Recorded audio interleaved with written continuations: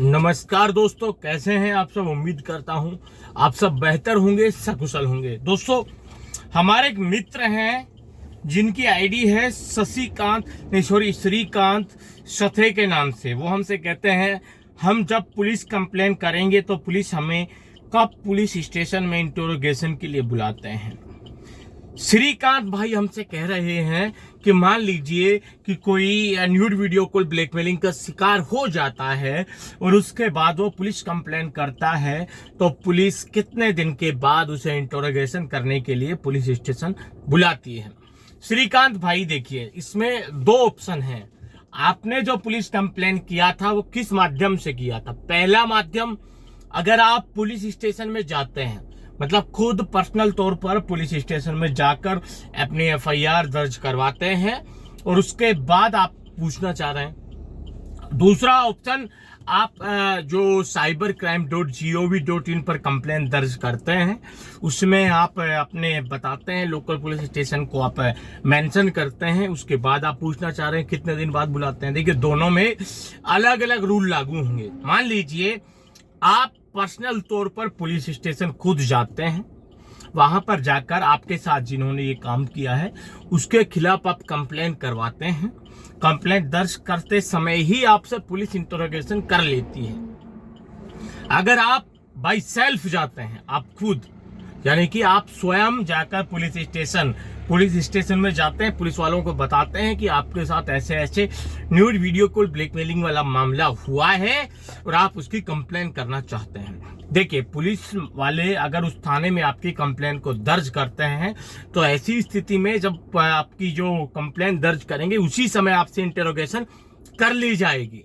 But मुझे नहीं लगता कि पुलिस स्टेशन में आप जाएं और इस तरह की एफआईआर दर्ज करवाएं और पहले ही बार में आपकी पुलिस एफआईआर दर्ज कर ले तो बहुत अचंभे वाली बात होती है। क्योंकि पुलिस इस तरह के मामलात में इस तरह के मामलात छोड़िए, पुलिस मर्डर तक में पहली बार में जाने पर एफआईआर दर्ज नहीं करती है, समझे।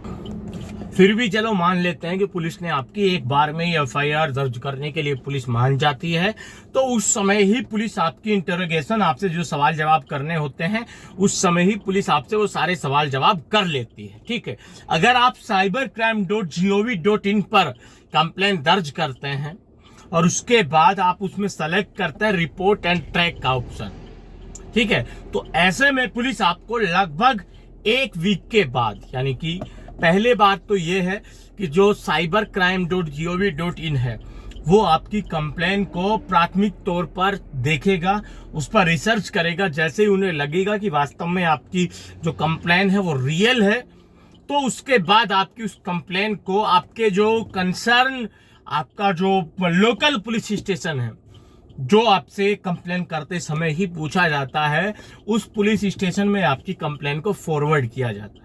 अगर आपकी कंप्लेन प्राथमिक दृष्टि से cybercrime.gov.in को सही लगती है तो विद इन ए वीक आपकी कंप्लेन को आपके लोकल थाने में ट्रांसफर कर दिया जाता है।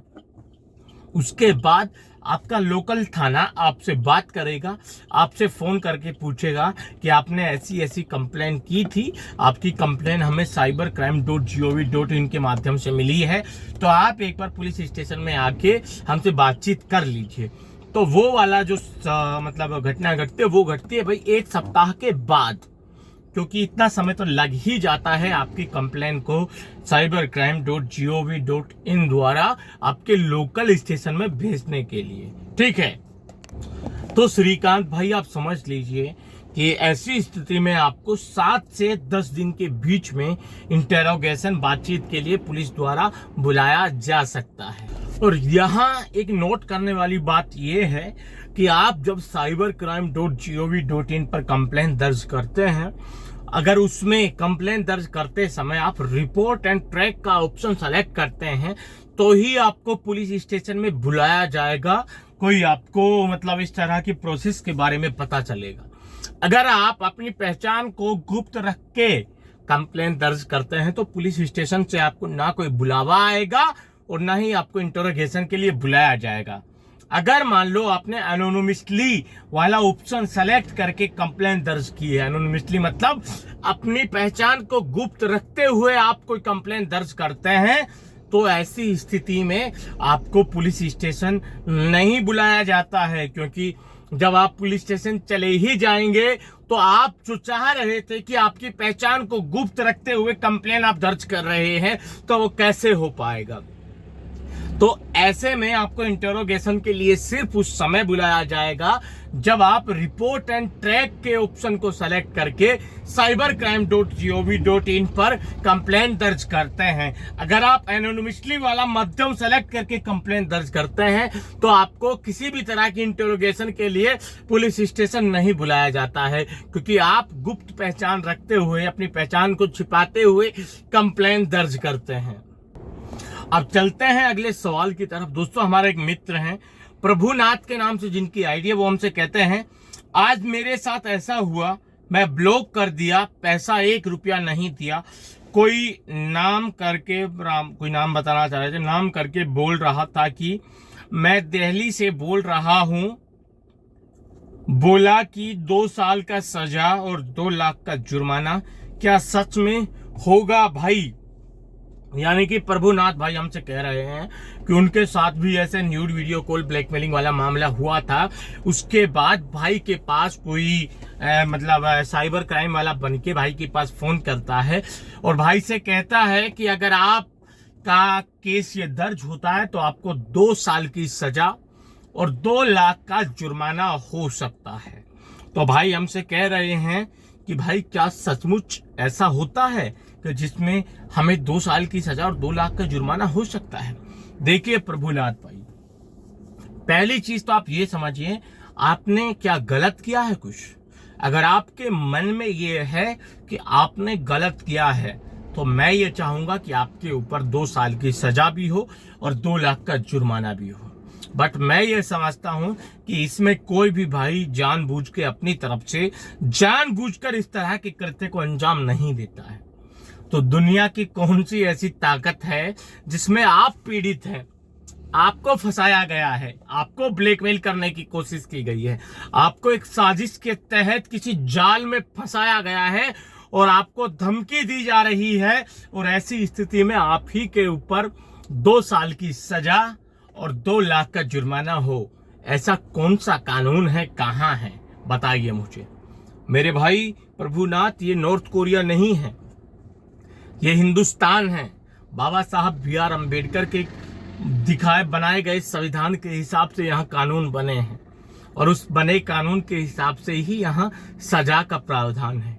ठीक है, आपने जब किसी का गलत किया नहीं, आपने जब किसी का वीडियो कॉल वायरल किया नहीं, जब आपने किसी का वीडियो बना के उसे ब्लैकमेल किया नहीं, तो आपको आपको कौन 2 साल की सजा और 2 लाख का जुर्माना करेगा? मुझे ये बताइए। 2 लाख की जुर्माना और 2 साल की सजा के बारे में जो आपसे कहते हैं मेरे भाई प्रभुनाथ, वो सब ब्लैकमेलर होते हैं, वो सब झूठे होते हैं, वो चोर लोग होते हैं जो आपके साथ इस कुकृत्य को करते हैं। आपको जो फंसाने की कोशिश करते हैं वही लोग होते हैं। आपके पास जो वीडियो कॉल करते हैं, आपका वीडियो कॉल का जो वीडियो रिकॉर्ड करते हैं, वही लोग होते हैं वो सब जो आपको ये धमकी देते हैं। आपको उन लोगों की धमकी से डरना नहीं है, किसी भी कीमत पर, कैसे भी नहीं डरना है, आपको कमजोर नहीं दिखना है। उन लोगों को आपके अंदर के आत्मविश्वास इतना जबरदस्त होना चाहिए कि सामने वाले की पतलून सिर्फ आपके मैसेज और आपकी एक लाइन से गिली हो जाए, क्योंकि आप गलत नहीं है, ना ही किसी तरह का 2 साल का आपके ऊपर सजा होगी और ना ही 2 लाख का जुर्माना कभी होगा, क्योंकि आपने ये काम किया ही नहीं। वो लोग सिर्फ ये दलील आपको देते हैं आपको डराने के लिए, ताकि आपके मन में एक डर पैदा किया जा सके। ठीक है, आप डर सके, 2 लाख की जुर्माना और 2 साल की सजा का नाम सुन के आप हिल जाएं और आप उनके मुताबिक उनको पैसा दें, उनकी हर कंडीशन को आप माने, हर शर्त को उनको माने, तो आपको डरना नहीं है प्रभुनाथ भाई। वो आपका कुछ नहीं कर सकते, सजा होगी उनको होगी। ठीक है, कोई भी जुर्माना लगेगा उन पर लगेगा, ना कि आप पर, क्योंकि आपने किसी के पास वीडियो कॉल नहीं किया, क्योंकि आपने किसी को ब्लैकमेल नहीं किया। तो इसलिए आप निश्चिंत रहें, ना आप पर सजा लगेगी ना जुर्माना लगेगा। ये दोनों चीजें जो ब्लैकमेलर हैं उन पर ही लागू होंगी। दोस्तों आज के इस वीडियो में इतना ही। जल्द मिलते हैं नया वीडियो लेकर नई जानकारी के साथ। रखिए तब तक अपना ख्याल। जय भीम, जय हिंद की सेना साथियों।